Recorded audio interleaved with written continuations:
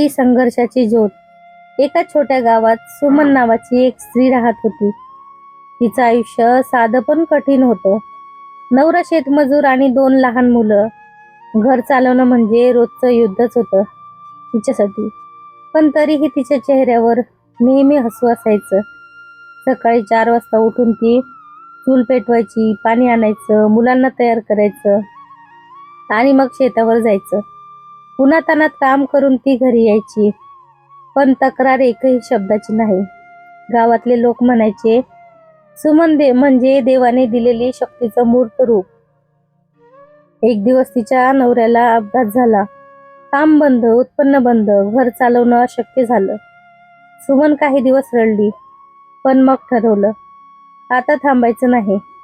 तिनं गावातील महिलांना एकत्र केलं आणि स्वयंसहाय्यत गट सुरू केला। सुरुवातीला लोक हसले, या बायका काय करणार, पण सुमननं हार मानली नाही। त्या गटानं सुरुवात केली पापड, लोणचं, मसाले तयार करण्याची। हळूहळू व्यवसाय वाढला। आज त्या गटात 30 बायका आहेत।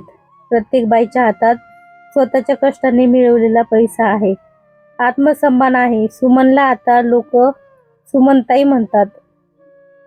ती म्हणते, स्त्री म्हणजे फक्त घराची जबाबदारी नाही, ती एक शक्ती आहे जी संकटातही दीपासारखी पेटते। शिकवण, स्त्री ही केवळ सहनशील नाही, ती निर्माण करणारी, जपणारी आणि परिस्थिती बदलणारी शक्ती आहे। संकट आलीच तरीही ती स्वतः विश्व पुन्हा उभारते।